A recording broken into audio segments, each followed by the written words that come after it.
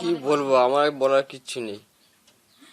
আমার ছেলেটা তো চলে গেল, আমার ছেলে আমার ভাসিয়ে দিয়ে চলে গেল। আমি আর কিচ্ছু বলতে পারবো না আপনাদের।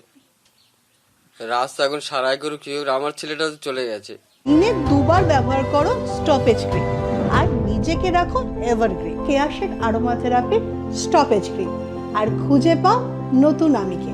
আমি কালকে সকালবেলা মানে পড়তে গেছি, মানে ওখানে কি মানে রোজ যেত? হ্যাঁ, রোজই ওখানে পড়তে যেত সকাল 7টার সময়। 7টা থেকে ওর কোচিং 9টা পর্যন্ত।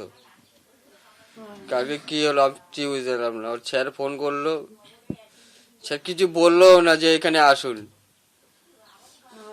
আমি যে ছুটে ছুটে গিয়ে যে দেখি আমার ছেলে শুধু রক্ত পড়ছে, আমার ছেলে বাড়ি নেই। শুনি ওরা হসপিটালে নিয়ে চলে গেছে। কোনো হসপিটালে গেলাম, ছেলের জায়গায় শুধু ছেলের বডিটা পড়ে আছে। ছেলেকে একটু সারা পর্যন্ত আমার ছেলে দিল না, একটু সারা পর্যন্ত আমার ছেলের পাইনি আমি। এখনো পড়ার টেবিলে ছড়িয়ে রয়েছে বই খাতা। উৎসাহ ছিল বিজ্ঞান পড়ায়। পড়তে গিয়ে বেঘোরে প্রাণ গিয়েছে নবম শ্রেণীর পড়ুয়া সৌম্যশীলের।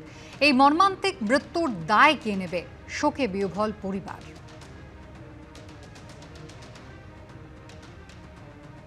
আমার নাতির কোনো দোষ নাই, ও সাইকেল চালানোর পাশে দাঁড়াইছিল, ওরা মেরে দিয়েছে। নাতি দাঁড়াইছে যে এইটা গাড়িটা যাবে, তারপর আমি পথে এই ওই যে পরে আর এইখানে যে আছে এইখান দিয়ে ওইখানে যাবে, এই পাশে দাঁড়াইছে গাড়িটা যাবে, তারপরে পড়তে যাবে, কিন্তু আর যাইতে পারলো না। হ্যাঁ, এটা তো বছর খারাপ। আর যে গাড়ি চালাইতো এ মূলে মালিক না, গাড়ির মালিক না, এই হয়েছে অন্য, মানে মদ খাইয়ে, আমার মনে হয় মদ খাইয়ে এই সমস্ত করছে। নাহলে 7টার সময় কেউ ট্রেন গাড়ি চালায় বলেন? 7টার সময় কেউ চালায় না। 3-4 জন নাকি ছিল, আমার মদ খাইয়ে এই সমস্ত করছে। কেউ আসে না, কাইলে তাই পর্যন্ত কেউ আসে না, আমার পাশে কেউ দাঁড়ায় নাই। আসবে কখন? যখন ভোট লাগবে, ভোট পাবে, তখন ভোট লাগবে, তখন এই হাত জোর করবে। বাঁশজনী থানায় রাতভর ধর্নায় বসেছিলেন প্রাক্তন বিজেপি সাংসদ রূপা গঙ্গোপাধ্যায়। আর কিছুক্ষণ আগেই তাকে তুলে নিয়ে গেল পুলিশ। গ্রেফতার করা হয়েছে রূপা গঙ্গোপাধ্যায়কে। পুলিশের কাজে বাধা দেওয়ার অভিযোগে গ্রেফতার হয়েছেন প্রাক্তন বিজেপি সাংসদ।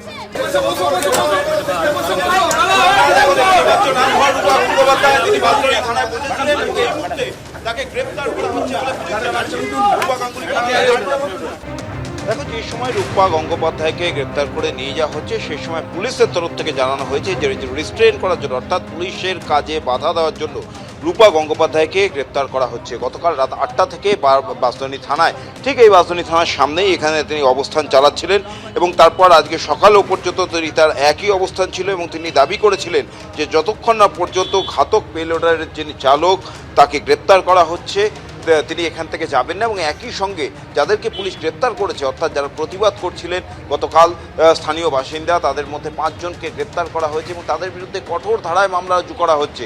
তারই প্রতিবাদে এই অবস্থান চালিয়ে যাচ্ছিলেন রূপা গঙ্গোপাধ্যায়। আর তারপরেই আমরা দেখলাম পুলিশের তরফ থেকে তাকে কার্যত থানার ভিতর থেকে টেনে পুলিশের জিপে তোলা হলো এবং এখান থেকে নিয়ে যাওয়া হলো লালবাজারে এবং তাকে গ্রেপ্তার করা হয়েছে এবং পুলিশের তরফ থেকে জানানো রয়েছে। এর পরবর্তীতে বিজেপি কর্মীরা তারা কি করবেন একটু জেনে নেব। এখানে রয়েছেন সর্বপ্রতি, আপনারা কি করবেন? মানে একটা অ্যারেস্টের প্রতিবাদ করতে গিয়ে রূপা গঙ্গোপাধ্যায় তিনি অ্যারেস্ট হলেন, এর পরবর্তী পদক্ষেপ আপনাদের? দেখুন, বিষয়টা হচ্ছে এখন আর আন্দোলন বা যে কোনো প্রতিবাদ এখন হয়ে গেছে প্রশাসন ভার্সেস মানুষ। এটা খুব জরুরি একটা বিষয়, কারণ আমরা দেখতে পেলাম শিশু মৃত্যু। গতকাল আবার একটা মায়ের কোল খালি হল এবং সকাল 7টার সময় যে দুর্ঘটনাটা, নির্মম দুর্ঘটনাটা ঘটেছে, আমাদের কি দাবি ছিল যে যারা এই ঘটনাটা ঘটিয়েছে, অর্থাৎ জেসিবির যে চালক, তার অ্যাসিস্ট্যান্ট, এই লোকগুলোকে গ্রেপ্তার করতে হবে। সেই গ্রেপ্তার করতে হবের দাবিতে আজ প্রায় 14 ঘন্টা আমরা থানাতে রয়েছি। সেটাতে পুলিশের কোনো রকম ভূমিকা আমরা দেখতে পাইনি। উল্টে কিছু সাধারণ কর্মী যারা ওইখানে উপস্থিত ছিল তাদেরকে টেনে নিয়ে এসে অ্যারেস্ট করা হয়েছে। কিসের জন্যে, কি কারণে, এই অনৈতিকতার কারণ কি, এবং তাদেরকে নন বেলেবল সেকশন দেওয়া হচ্ছে। রুবি মণ্ডল সন্ধ্যে 7:30টার সময় একজন মহিলাকে অ্যারেস্ট করে লালবাজার নিয়ে যাওয়া হয়েছে। রুবি মণ্ডলের বিরুদ্ধেও নন বেলেবল সেকশন দেয়া হচ্ছে। কি অপরাধ? অর্থাৎ কুশবিতা বুঝতেই পারলে যে পুলিশের ভূমিকা নিয়ে প্রশ্ন তুলছেন বিজেপি কর্মীরা। একদিকে গতকাল যে ঘটনা ঘটেছে, যে কিশোরের মৃত্যু হয়েছে, সেই ঘটনার নেপথ্যে যারা, অর্থাৎ সেই পেলোডের চালক এবং যে হেল্পার ছিল, তাদের এখনো পর্যন্ত গ্রেপ্তার না করে পুলিশ যারা প্রতিবাদ করছিলেন, প্রতিবাদী যারা, তাদের বিরুদ্ধে কঠোর ধারায় মামলা রুজু করছে, তাদেরকে গ্রেপ্তার করছে। তারই প্রতিবাদে তারা কিন্তু সরব হয়েছিলেন এবং তারপর আমরা পরিণতি দেখলাম রূপা গঙ্গোপাধ্যায় তিনি যে অবস্থান চালাচ্ছিলেন থানার ভিতর, সেখান থেকে তাকে গ্রেপ্তার করে নিয়ে যাওয়া হলো। এখন এই ঘটনা নিয়ে নতুন করে আবার রাজনৈতিক টানাপোড়েন শুরু হয় কিনা, সেটাই সব থেকে বড় প্রশ্ন। ব্রতদীপ, ধন্যবাদ। এই প্রসঙ্গে বিজেপির সাংসদ শ্রমিক ভট্টাচার্য তিনি কি বললেন দেখুন। এই মুহূর্তে পশ্চিমবঙ্গের পাহাড় থেকে সাগর পর্যন্ত প্রতিবাদ চলছে। প্রত্যেক সাধারণ নাগরিকও তৃণমূলের এই অপকৃতির বিরুদ্ধে, এই দুঃশাসনের বিরুদ্ধে এবং সর্বোপরি মানুষের সমস্ত মৌলিক অধিকারগুলোকে পদদলিত করবার বিরুদ্ধে মানুষ প্রতিবাদ করছে।